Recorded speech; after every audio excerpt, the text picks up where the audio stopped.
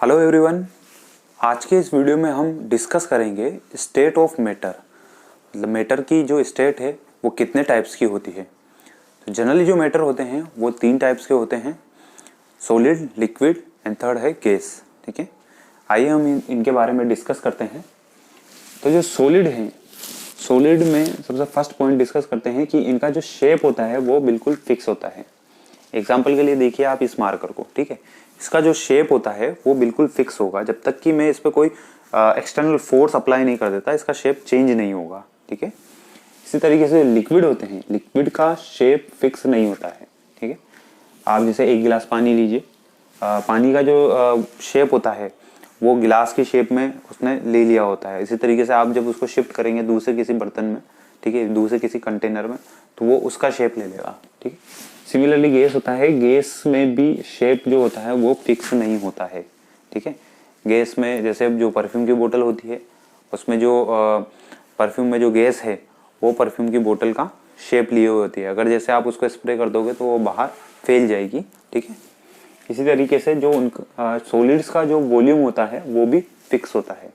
Volume क्या होता है? वॉल्यूम जो आपका मैटर है उसने कितना स्पेस घेरे हुए है वो उसका वॉल्यूम होता है। ठीक है, तो अभी जैसे ये मार्कर है, इस मार्कर ने जितना उसका स्पेस घेरे हुए है ये इसका वॉल्यूम है, तो ये वॉल्यूम चेंज नहीं होगा, ये फिक्स होता है। ठीक है, इसी तरीके से जो लिक्विड्स होते हैं, लिक्विड्स के वॉल्यूम भी फिक्स होता है। इसमें कई सारे स्टूडेंट कंफ्यूज होते हैं कि किस तरीके से इसका वॉल्यूम फिक्स होता है। तो इसके लिए हम देखते हैं कि जैसे जनरली जो फ्रिज के जो बोटल्स हैं उसका एग्जांपल ले लीजिए आप। मैक्सिमम जैसे जो फ्रिज की बोतल है 1 लीटर वाली, अलग अलग कंपनियों में अलग अलग शेप देखने को मिलेगा आपको।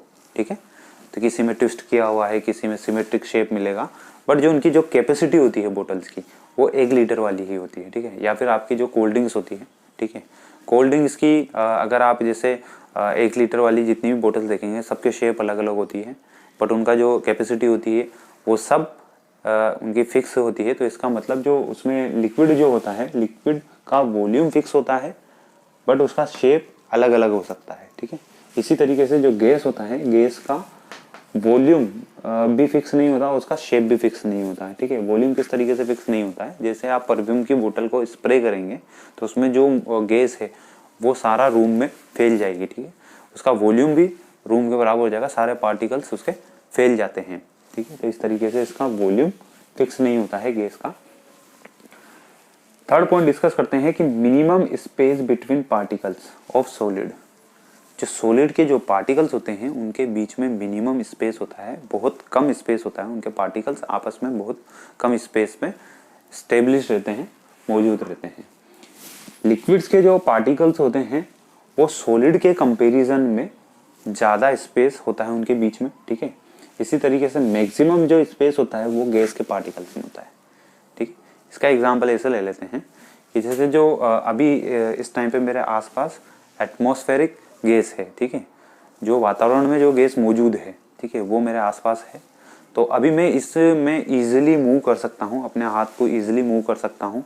क्यों? क्योंकि जो मेरे आसपास की जो गैस है उसके जो पार्टिकल्स हैं वो बहुत दूर दूर हैं। ठीक है, उनके बीच में स्पेस है तो मैं उसमें आसानी से मूव कर सकता हूँ। लेकिन आप सिमिलरली अगर इस बोर्ड के जो पार्टिकल्स होंगे, इन बोर्ड के जो पार्टिकल्स हैं इनके बीच में स्पेस बहुत कम है, तो मैं इसके आर पार नहीं जा सकता। ठीक है, फोर्थ पॉइंट डिस्कस करते हैं, maximum force of attraction. Solid के जो पार्टिकल्स होते हैं उनके बीच में मैक्सिमम अट्रैक्शन फोर्स होता है। ठीक है, इसी तरीके से जो लिक्विड के जो पार्टिकल्स होते हैं उनके बीच में सॉलिड के कंपैरिजन में थोड़ा कम अट्रैक्शन फोर्स होता है, एंड सबसे कम अट्रैक्शन फोर्स होता है minimum force of attraction between the gas particles. ठीक है, फिफ्थ जो पॉइंट है वो है मिनिमम मूवमेंट ऑफ पार्टिकल्स।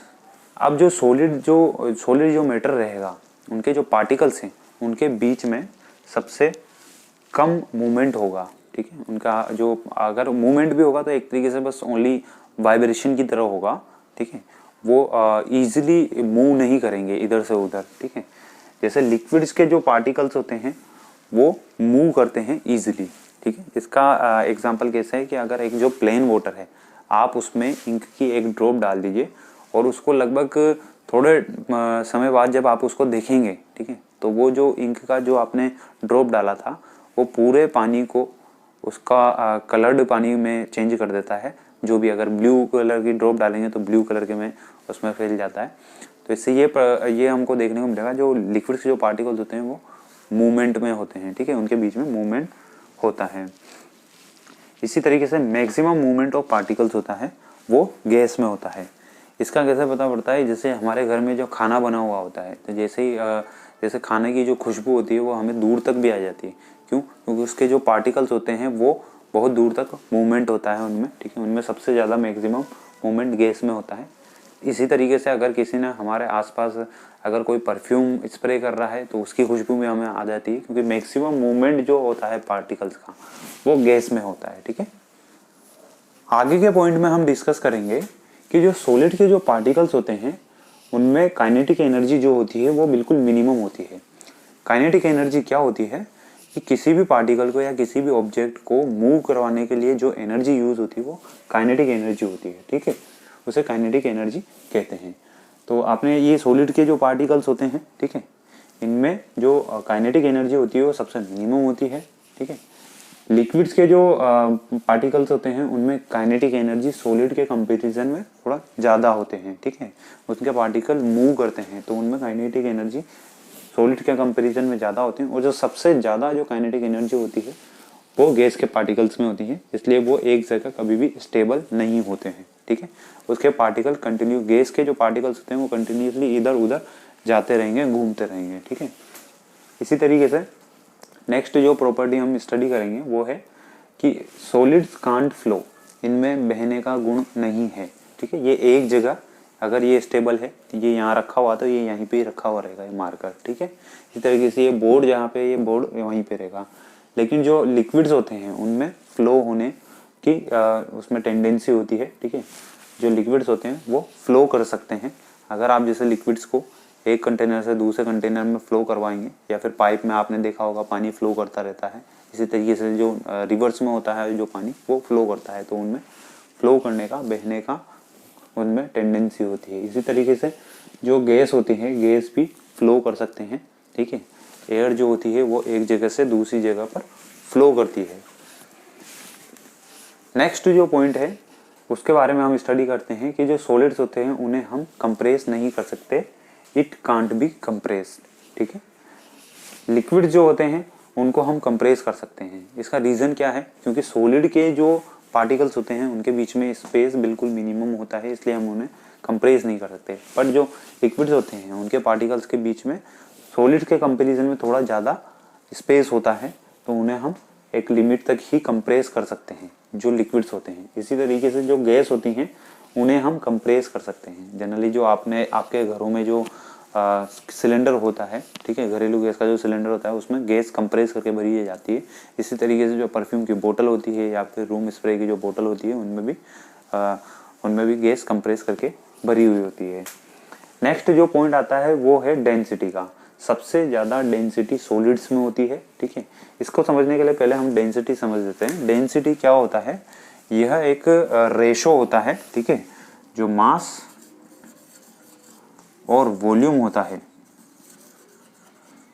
ठीक है, इसके रेशो को डेंसिटी कहते हैं, ठीक है।